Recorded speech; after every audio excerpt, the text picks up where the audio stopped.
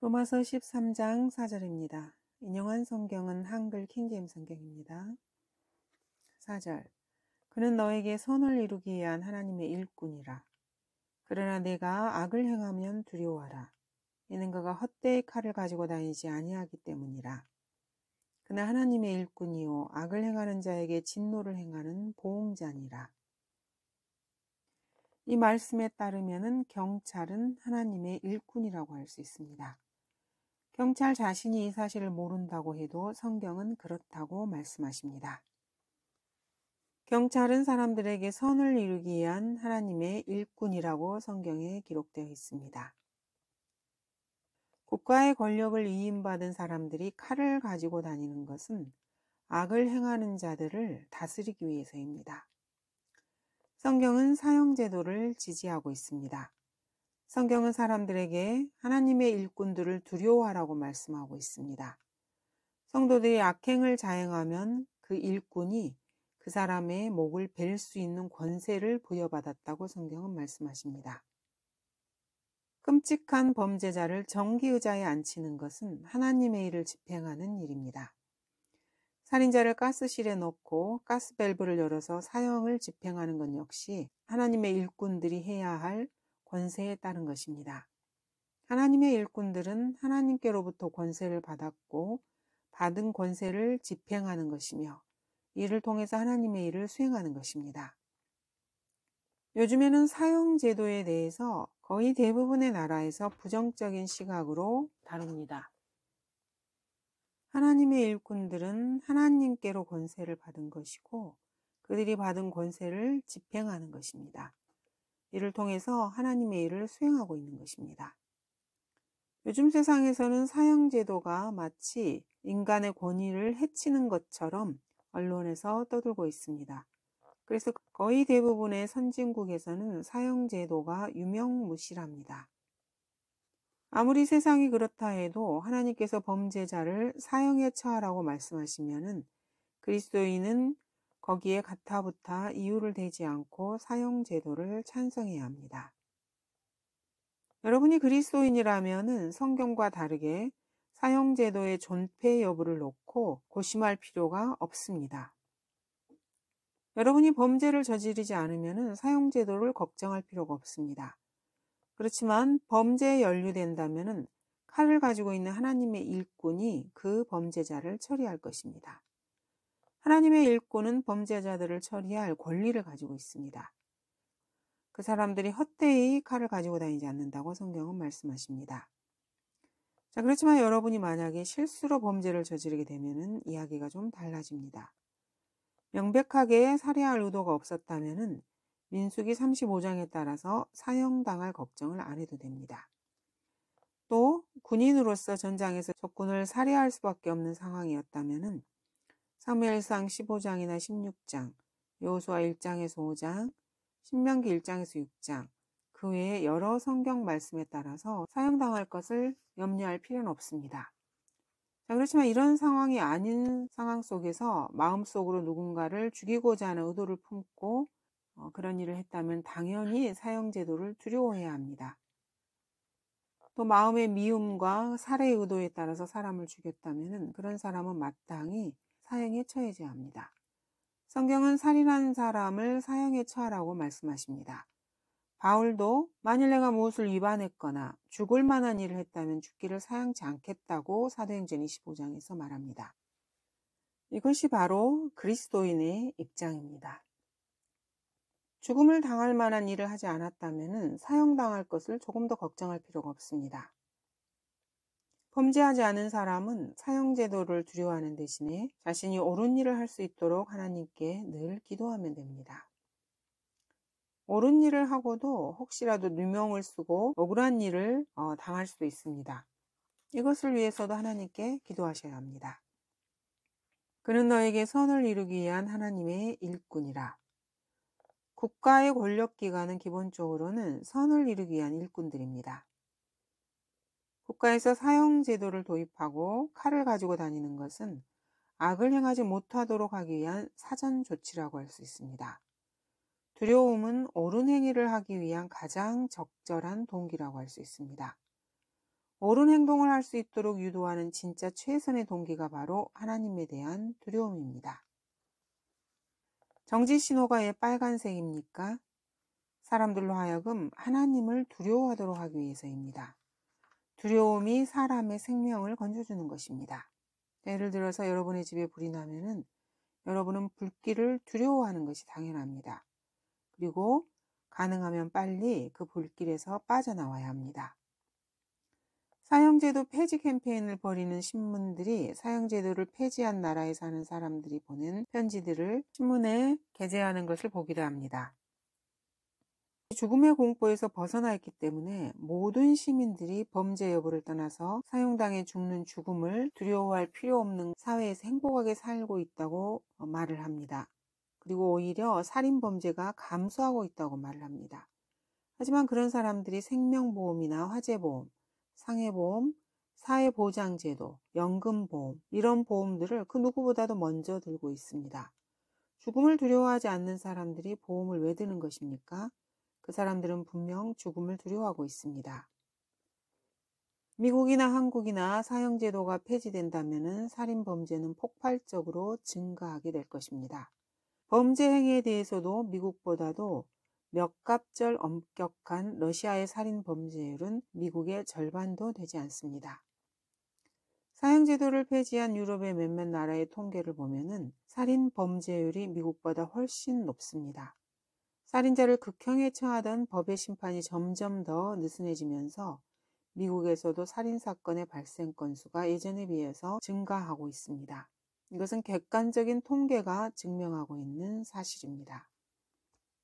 그는 하나님의 일꾼이요 악을 행하는 자에게 진노를 행하는 보응자니라. 악을 자행하는 범죄자에 대해서 복수하는 것은 하나님께서 하실 일입니다. 국가의 권세는 악을 행하는 사람에게 법을 집행함으로써 악에 대한 하나님의 진노를 대행하는 사람들이라고 할 수 있습니다. 이런 면에서 그들은 하나님의 일꾼들입니다. 하나님의 일꾼은 하나님의 진노도 하나님의 명령대로 집행함으로써 악에 대한 보응을 해야 합니다. 그들이 만약 범죄자들을 법으로 합당하게 처리하지 않으면 그 사람들은 하나님의 일꾼으로서의 의무를 소홀히 한 것 때문에 하나님의 진노가 그 사람들에게 오히려 떨어질 수 있습니다. 이러한 예를 성경에서는 자주 찾아볼 수 있습니다. 사무엘상 28장은 이렇게 말씀하십니다. 사무엘이 말하기를 주께서 너를 떠나 너의 원수가 되셨거늘 어찌하여 내가 나에게 묻느냐.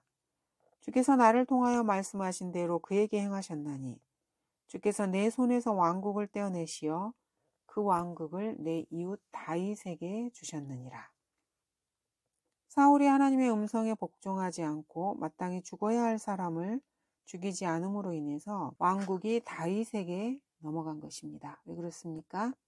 내가 주의 음성에 복종하지 아니하고 그의 맹렬한 진노를 아말렉에게 집행하지 아니하였으므로 주께서 오늘날 이 일을 내게 행하셨느니라고 사무엘상 28장 18절은 말씀하십니다. 하나님께서는 사울로 이스라엘의 왕으로 세우셨고 사울에게 권세를 주셔서 악에 대해서 하나님의 진노를 행하는 보응자 역할 역시 하도록 하셨습니다. 그런데 사울은 아말렉을 죽이라는 하나님의 명령을 어기고 아말렉을 살려주었습니다. 그러자 하나님께서는 그에게서 왕국을 거두시고 사울에게 주셨던 모든 권세를 빼앗아 버리셨습니다. 하나님께서는 국가가 사형제도를 유지하는 것을 잘하는 것으로 여기십니다. 박애주의니 인본주의니 인권이니 이러한 주장으로 하나님의 말씀에 반대 입장에 서서 살인자에게 사형을 부과하지 않는다면 오히려 하나님께서 용서하지 않으십니다. 이러한 예를 열왕기상 20장에서도 볼 수 있습니다. 그때 선지자들의 아들들 중 한 사람이 주의 말씀으로 그의 이웃에게 말하기를 내가 청하노니 나를 치라 하였으나 그 사람이 그를 치기를 거절하는지라. 그가 그 이웃에게 말하기를 내가 주의 음성에 복종하지 아니하였으니 보라 내가 나를 떠나자마자 사자가 너를 죽이리라 하더라. 그가 그를 떠나자마자 사자가 그를 만나 죽였더라. 하나님의 분명한 의도가 있는데도 인권을 생각하고 인본주의, 박애주의를 남용하면서 나라 안에서 범죄자들의 수가 급증하게 되면은 그 결과 경찰 병력을 더 증가시킬 수밖에 없습니다. 때로는 군대까지 동원해야 할 사태가 벌어질 수도 있습니다. 그 다음으로 국가 전체가 경찰 국가로 변하게 되고 결국에는 외국 군대를 불러들여야 하는 사태가 벌어지기도 합니다. 그러면 그 나라의 국가 통치 권력을 외국 군대가 접수하게 되는 것입니다. 그러면 어떻게 되는 것입니까? 사형제도가 없는 나라에서 외국 군대에 의한 집단 살인 범죄가 자행되게 됩니다.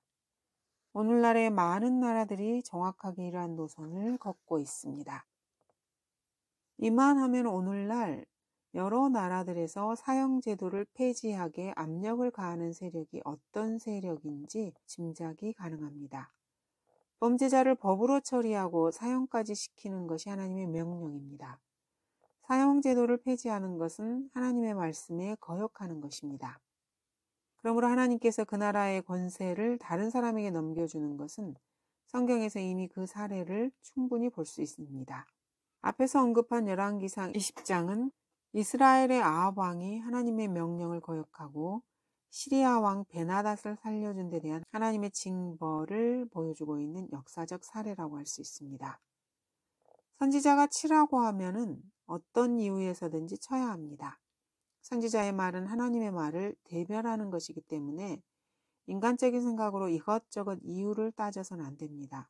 하라면 그대로 해야 하는 것입니다. 죄 없는 선지자를 무엇 때문에 치지? 이렇게 육신적으로 생각하면서 관용을 베푸는 것은 그것은 그 사람의 생각이지 하나님의 생각이 아닙니다.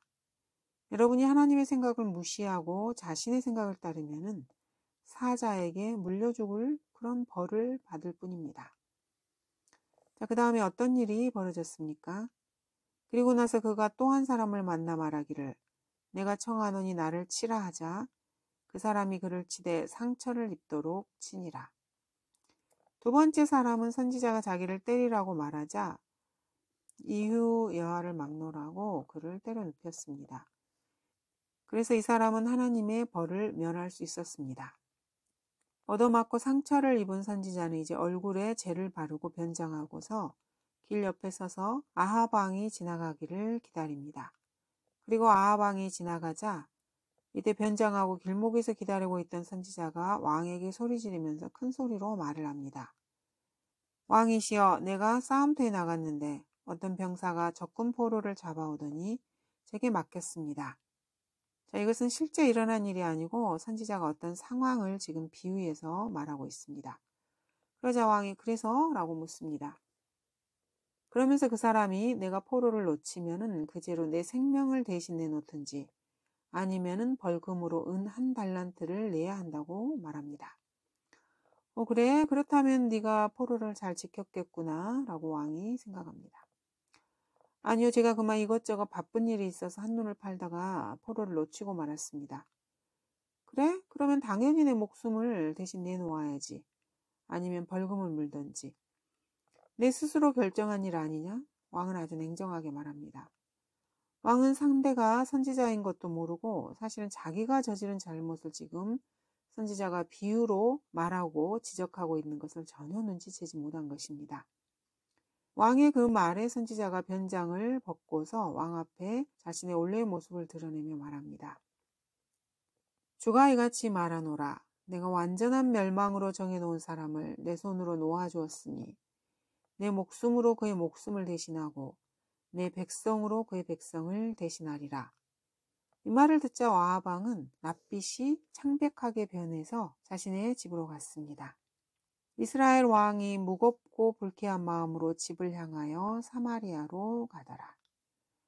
아합 왕은 결국 시리아와의 전투에서 화살에 맞아 죽었습니다. 자신이 목숨을 살려준 베나닷 왕의 시리아군에게 보기 좋게 당한 것입니다. 하나님께서 완전한 멸망으로 정해놓은 사람을 여러분의 손에 맡겼다면 여러분은 그 사람을 완전히 멸망시켜야만 합니다. 멸망시키지 않고 쓸데없는 인권을 운운하면서 관용을 베풀게 되면 자신의 손으로 놓아준 그 사람의 목숨에 대해서 자신의 목숨으로 대신해야 합니다. 범죄에 대한 관용이 또 다른 범죄를 가져온다는 것은 통계적으로 입증된 사실입니다. 현재 미국의 모든 감옥에 수감되어 있는 범죄자 전체의 75%가 재범 이상의 전과자들이라는 놀라운 통계가 있습니다. 이전에 저질렀던 범죄에 대한 법의 심판이 회초리로 종아리 맞는 것보다도 더 가벼웠기 때문에 이 사람들은 아무런 두려움 없이 또다시 범죄를 자행한 것입니다. 이 사람들은 국민의 세금으로 감옥에서 편히 먹고 푹 쉬는 동안에 더 교묘하고 악랄한 범죄 수법을 연구해서 익히고 모의 실험을 하기도 하고, 그래서 이번에는 완전 무결하게 해치울 수 있어, 이런 확신을 가지고 감옥문을 나서는 것입니다. 가벼운 형벌로 인해서 점점 더 악랄한 범죄 기술을 발전시키고 있는데 그 돈을 정부가 대주고 있는 것입니다. 국민이 낸 세금으로 말입니다. 이것은 참으로 말도 되지 않는 일입니다.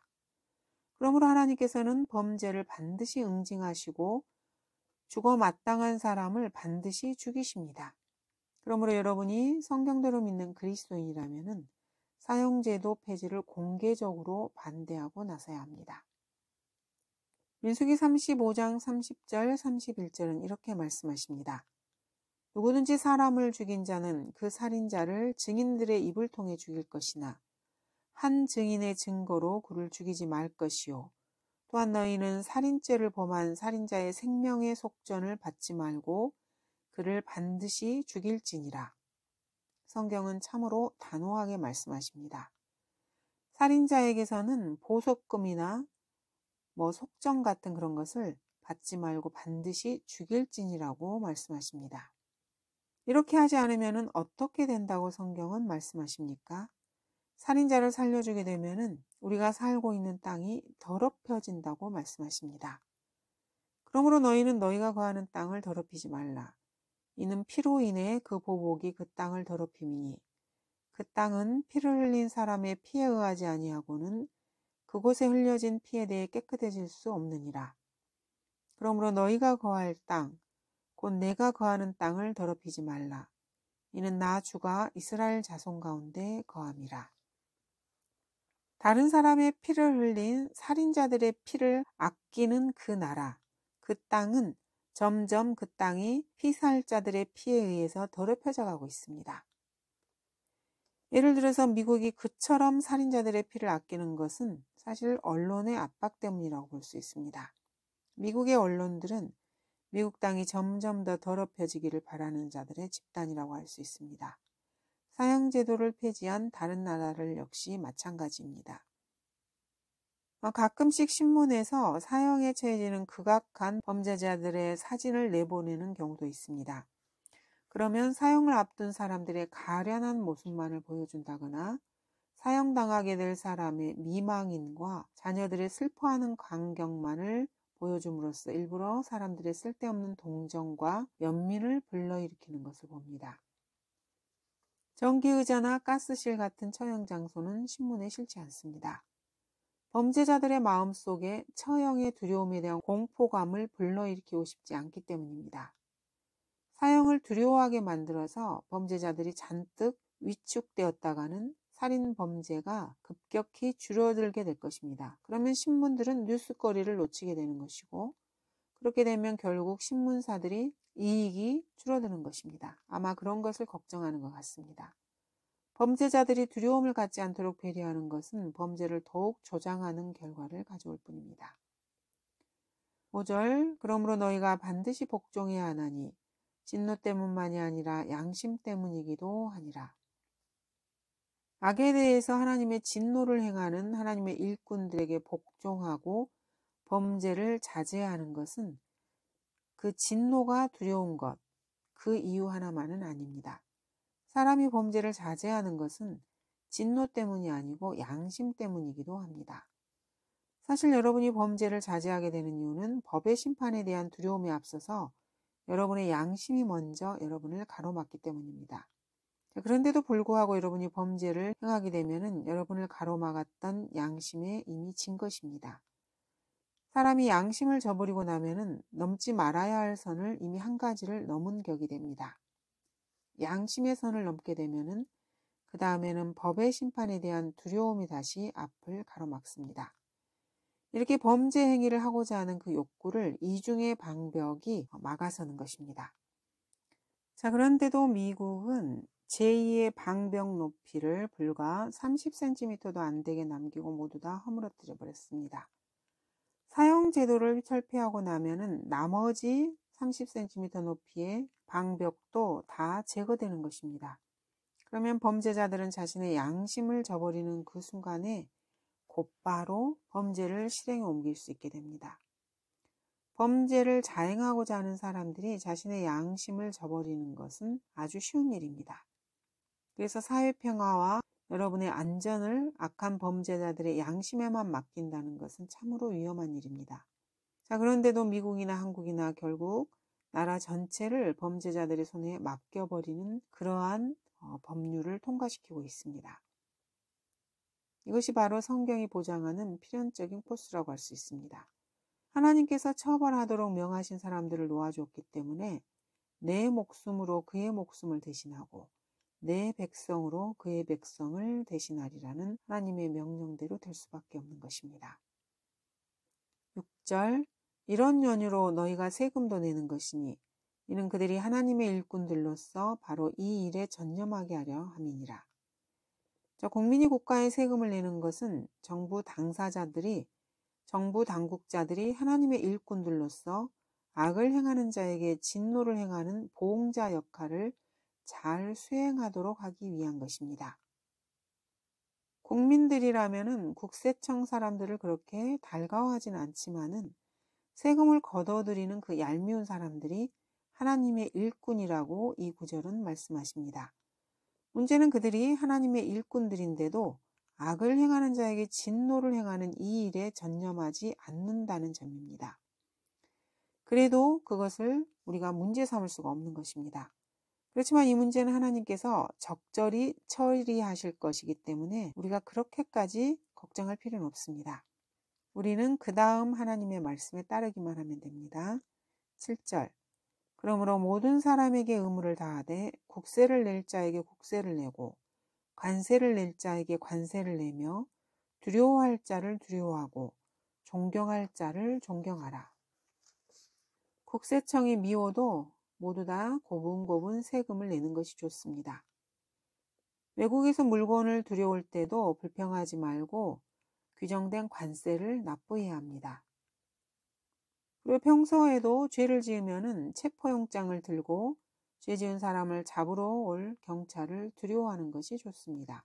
정부 관리들과 권력자들은 어디까지나 하나님의 일꾼들로서 그들이 해야 할 직책을 수행하는 자들이기 때문에 그들의 직분과 입장을 존중하는 것, 이것이 잘하는 일입니다. 자, 그런데 이 정부 당국자가 하나님의 일꾼들도 아니고 그래서 하나님의 일꾼들로서의 역할도 수행하지 못한다면 어떻게 해야 됩니까? 답변은 아주 간단합니다. 7절에서처럼 국세를 낼 자에게 국세를 내고 관세를 낼 자에게 관세를 내며 두려워할 자를 두려워하고 존경할 자를 존경하라는 것입니다. 이것은 국세를 낼 자가 아니면 국세를 낼 필요가 없다는 것이고 관세를 낼 자가 아니면 관세를 낼 필요가 없고 두려워할 자가 아니면은 두려워하지 말라는 것입니다. 존경할 자도 아닌데 존경할 필요가 없다는 것입니다. 적그리스도에게 세금을 갖다 바칠 필요도 없고 적그리스도를 두려워하거나 존경할 필요도 없으며 그래서도 안 됩니다. 자, 프랑스 혁명, 미국의 시민혁명, 이런 혁명이라는 말이 많이 있습니다. 이것은 정부가 정의롭지 못하고 부패했기 때문에 혹은 부패했다는 일부 사람들의 주장에 따라서 정부 권력의 정당성을 인정하지 않고 정부를 전복하고 그 통치 권력을 접수하는 행위를 혁명이라는 말을 붙여서 말을 합니다. 정부가 불의를 행하고 부패하면은 혁명의 정당성을 인정해 주는 것이 일반적인 경향입니다.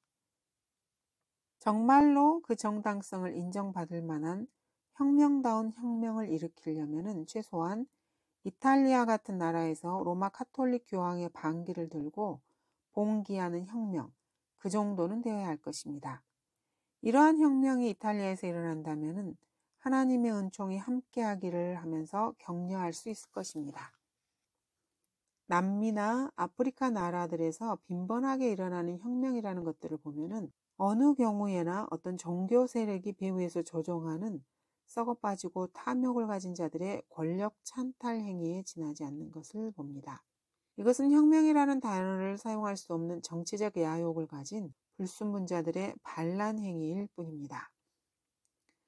존경할 자를 존경하라. 로마에 가면은 로마인의 방식대로 하라는 말이 있습니다. 자, 그런데 로마에 가봤더니 로마인들이 하는 짓이 도무지 하나님의 말씀과는 아주 거리가 멀다고 판단이 되면은 그 사람들이 하는 방식대로 하지 않아도 되고 그렇게 해서도 안 됩니다. 만약에 그 사람들이 하는 방식들이 반성경적이 아니고 하나님의 말씀에 배치되지 않는다면은 당연히 그 사람들의 관습을 따르는 것이 맞습니다.